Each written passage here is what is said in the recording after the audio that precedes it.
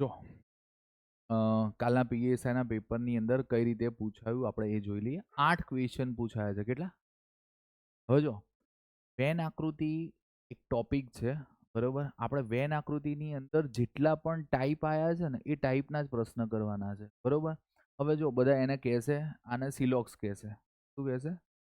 સિલોક્સ. પણ મેં શું લખ્યું છે અહીંયા? આકૃતિ, વિધાન અને તારણો, બરોબર. સિલોક્સ છે, સિલોલિઝમ કહેવાય, બરોબર.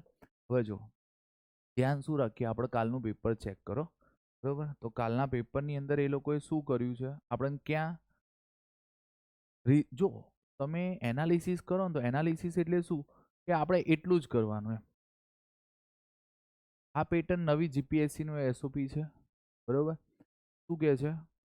આના કેટલા ક્વેશ્ચન પૂછ્યા? 4 થી 6. એટલે આ કેટલા ક્વેશ્ચન છે? 3 પ્રશ્ન છે.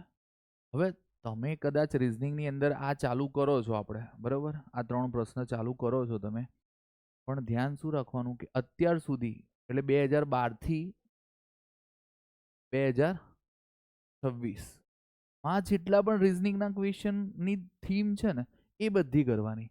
આપણે હવે કદાચ આ પકડી રાખીશું, કોન્સ્ટેબલમાં મે બી આ નીકળી પણ જાય. ટ્રાય એવું કરીએ, આ કરી નાખીશું, બરોબર.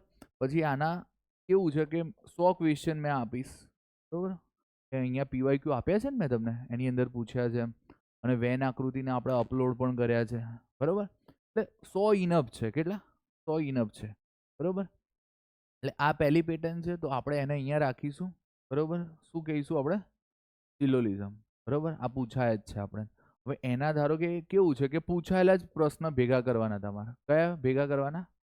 પૂછાયેલા, બરોબર. પણ 3 ટાઈપ છે. કેટલી ટાઈપ છે? 3. તમે 2 ટાઈપ સવારે આવીને ગણી નાખી, બરોબર. આના કેટલા ક્વેશ્ચન નીકળ્યા આપણે? આના કેટલા ક્વેશ્ચન નીકળ્યા આપણે? આના ટોટલ 100 નીકળ્યા ને, બરોબર. કેટલા નીકળ્યા? 100. એટલે સીસી ના અને પીએસઆઈ ના થઈને કેટલા થયા? 100. અને આટલા એડ કરી દેજો, બરોબર. હવે એની અંદર આની અંદર કેવું છે, બે જ અઘરા છે એમ. ધારો કે હું તમને કહું કે આ રીતે 3 નો સમન્વય આવે એ, અથવા તો કેવું છે આ 1 2 અને 3 આ રીતે આવે ને, આ અઘરા છે. એટલે અઘરા છે એટલે થોડું તમારું મગજ ચલાવવાનું છે, બરોબર. હવે એના સિવાય વેન આકૃતિ, ધારો કે આના કેટલા ક્વેશ્ચન થયા? 100 થયા. પછી આના કેટલા ક્વેશ્ચન થયા? 45, બરોબર. હવે જો 45 ની બહાર જવાનું નહીં, આટલા 45 જ કરવાના છે આપણે. અને 45 માં ખબર પડી ગઈ ને તમને કઈ લોચા, બરોબર. હવે જો ત્રીજો પોઈન્ટ, સપોઝ આપણે આ જ ક્વેશ્ચન જોઈએ, બરોબર. હવે વેન આકૃતિમાં ધારો કે એ લોકોએ જેટલી પેટર્ન પૂછી છે ને આપણે એટલી જ પેટર્ન કરવાની છે, બરોબર.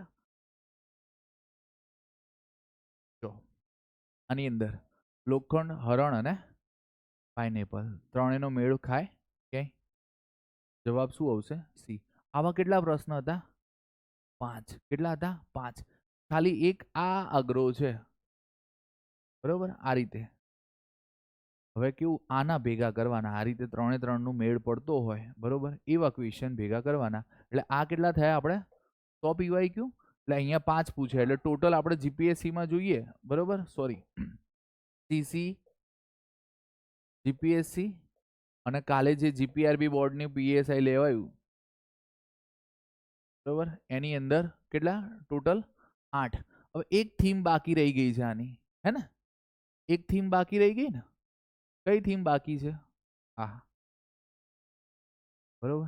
હવે આના કેટલા? 45. 45 પ્લસ 100 અને જે હવે હું તમને આપું છું, બરોબર, સિલોક્સના એ 100 જેવા છે. કેટલા છે? 100. એટલે આટલા 245 ક્વેશ્ચન નૈણા કોઠે આજે કરી નાખજો. 4 ગુણ થશે. કેટલા? 4, બરોબર. આ 4 ગુણ આજે પતાવી દેજો, બરોબર. થોડી આળસ આવશે, લખીને કરવામાં કંટાળો આવશે. જો અક્ષર સારા આવે એનાથી મને કોઈ મતલબ છે નહીં. તમે જેટલી પ્રેક્ટિસ કરશો ગ્રીપ એટલી આવશે. અને ત્યાં ટાઈમ કન્ઝ્યુમિંગ, ધારો કે ટાઈમ બચશે. અત્યારે તમને આવડશે ત્યાં ધારો કે 1 મિનિટમાં આવડી જાય, બરોબર. જે વસ્તુ એ જ વસ્તુ તમને ચલો 20 સેકન્ડમાં આવડી જાય તો એ ટાઈમ આપણે ક્યાં આપીશું? મેથ્સમાં, બરોબર. આટલું ધ્યાન રાખીએ.